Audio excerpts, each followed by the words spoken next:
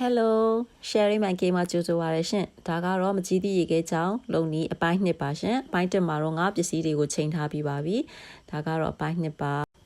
ဒီထဲမှာတကြားရယ်ထညက်ရယ်စားရယ်အချစ်မုံရယ်ပါဝါတကြားရယ်ပါပါတယ်နောက်ပြီးတော့ဟိုကမကြီးသည့်ပေါ့နော်ဒါကတော့ပြောင်းကုန်မုံပါအရင်ဆုံးအဲ့တော့မကြီးသည့်ရေဆေးမယ်မကြီးသီးကိုရေမဆေးလို့ရှင်တဲတွေပါတယ်ပေါ့နော်တဲတွေအမိုက်တွေပါလို့အဲဒါကြောင့်မလို့မကြီးသီးကိုရင်ရေဆေးရပါတယ်နော်ဒါရေ3လီတာကြော်လေးတဲထားတာစူပြီဆိုတော့အခုပါဝင်တဲ့ပစ္စည်းတွေကိုထည့်မှာဖြစ်ပါတယ်ရေစူပြီဆိုရင်အရင်ဆုံးတော့ရေစူစူလေးကိုရေနွေးစူစူလေးကိုမကြီးသီးတွေကိုထည့်ထားပါမယ်အဲဒါမကြီးသီးပွားပြီးတော့အနှစ်တက်ရတာလွယ်အောင်လုပ်ပါနော်ကဲဒါကတော့ပြောင်းကော်မုံကိုထည့်ပါပြောင်းကော်မုံတွေကိုရေအေးလေးထည့်ပြီးတော့ဖြောပါမယ်ပြောင်းကော်မုံတွေကိုရေအေးပဲထည့်ရမှာပါနော်ရေနွေးထည့်လို့မရဘူးဓာတ်ရိုက်ထည့်လို့လည်းမရဘူးမဟုတ်ရင်ပြောင်းကော်မုံတွေကလုံးသွားတယ်ပေါ့နော်အဲဒါကြောင့်ရေအေးလေးနဲ့အရင်ဆုံးဖြောပေးရပါတယ်ဖြောပြီးတော့မှထည့်ရမှာဖြစ်ပါတယ်ရှင်အခုရေနွေးဆူဆူတွေကိုပါဝင်ပစ္စည်းတွေထည့်လိုက်ပါတယ်ပြောင်းကော်နဲ့မကြီးသီးရလွယ်လို့ပေါ့နော်ကျန်တဲ့ပါဝင်ပစ္စည်းတွေအကုန်လုံးထည့်လိုက်တယ်ထည့်ပြီးတော့တကြားကတော့မြင်မြန်အရေးပြောပြီးမယ်ထညက်ခဲတွေကတော့အရေးပြောဖို့နည်းနည်းစောင့်ရတယ်ပေါ့နော်အဲဒါကြောင့်မလို့မှွေပေးရပါမယ်ထညက်ခဲအရေးပြောတဲ့အထိဒါမှွေပြီးတော့စောင့်ပေးပါနော်အခုထညက်ခဲအရေးပြောပြီးဆိုလို့ရှိရင်တော့ခုနအရေးအေးလေးနဲ့ဖြောထားတဲ့ပြောင်းကော်မုံလေးကိုထည့်ရမှာဖြစ်ပါတယ်ကဲတော့ပြောင်းကော်မုံလေးအနေထိုင်လို့နည်းနည်းပြန်မှွေမယ်မှွေပြီးတော့မှဒါခုနကကြိုထားတဲ့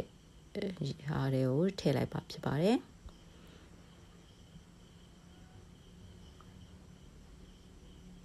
ထည့်ပြီးတော့နည်းနည်းလေးပြန်စုပွက်အောင်စောင့်ရပါမယ်เนาะ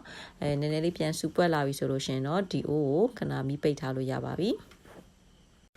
အခုကြိုပြီးသွားတဲ့ရေကိုစကားနဲ့စစ်ပါမယ်အိုးတွေကိုပြောင်းပြီးတော့ဗောနော်လှဲလိုက်တယ်ဘာလို့လဲဆိုရင်ထညက်ထဲမှာတဲတို့ဘာလို့ပါတယ်ဗောနော်အဲဒါကြောင့်မလို့မပါအောင်လို့စစ်ထုတ်လိုက်ပါတယ်စစ်ထုတ်ပြီးလို့ရှင်တော့ဒါအခုမကြီးသီးကိုအနှစ်တိုက်မှာဖြစ်ပါတယ်ရေနွေးနဲ့စိန်ထားတဲ့မကြီးသီးတွေပွာလာပြီဆိုရင်အနှစ်တိုက်ပါမယ်ဒီစကားတွေကိုထည့်မယ်ထည့်ပြီးတော့ဇွန်းလေးနဲ့ချိပြီးတော့ခါကြတော့အနှစ်တိုက်ပေးရမှာဖြစ်ပါတယ်အဲ့တော့အခုဆိုရင်ဇွန်းကလေးနဲ့ခြေပြီးတော့အနှစ်တိုက်တာဒီလိုအနေထားရောက်ပြီဆိုရင်ရက်လိုက်ပါပြီအဲ့ဒါကိုလွှတ်ပစ်လိုက်ပါမယ်အဲ့ဒါပြီးလို့ရှိရင်တော့ဒီဖြော်ရည်ကိုအေးခံရပါမယ်အေးခံပြီးတော့မှရေကကြောင်အိတ်တွေကိုထောက်ရမှာဖြစ်ပါတယ်အဲ့တော့3-4နာရီလောက်အေးခံပြီးတဲ့အခါမှာမကြီးသီးရေခဲချောင်းစပြီးတော့ထုတ်လို့ရပါပြီရေခဲချောင်းထုတ်ဖို့ဆိုလို့ရှိရင်ဂရော်လေးတစ်ခုလိုမယ်ပေါ့နော်ဂရော်လေးတစ်ခုလိုမယ်နောက်ပြီးတော့အိတ်ကတော့1ခွဲ6 size နဲ့ထည့်ပါတယ်เนาะဒါကအိတ်1ခွဲ6 size ကလေးတွေပါသူကရှိပိန်ပိန်လေးတွေပေါ့နော်ပိန်ပိန်ရှိလေးတွေပါအဲ့ဒါလေးတွေနဲ့ထည့်ပါတယ်သူကတော့တိတ်တော့မဆန့်ဘူးပေါ့နော်100မီလီလောက်မဆန့်ဘူးသူကလေသူ့ကိုထည့်လိုက်လို့ရှင်80မီလီလောက်နဲ့ဆိုရင်ပြည့်သွားပါပေါ့နော်ရေခဲချောင်းကလေအဲ့တော့ဒီလောက်ပဲပေါ့နော်ဒီလောက်ပဲထည့်ပြီးတော့ရေခဲချောင်းထုတ်ပါပြီအဲ့တော့ရလာရေခဲချောင်းလေးတွေကိုရေခဲတက်တာတွေမှာခဲခံလိုက်လို့ရှင်ရေခဲချောင်းလေးရသွားပါပြီမကြီးသီးရေခဲချောင်းကနွေရာသီမှာအရန်စားလို့ကောင်းပါတယ်ကျွန်မအကြိုက်ဆုံးပါပဲကဲအားလုံးကြည့်ရှုပေးတဲ့အတွက်ကျေးဇူးတင်ပါတယ် bye bye see you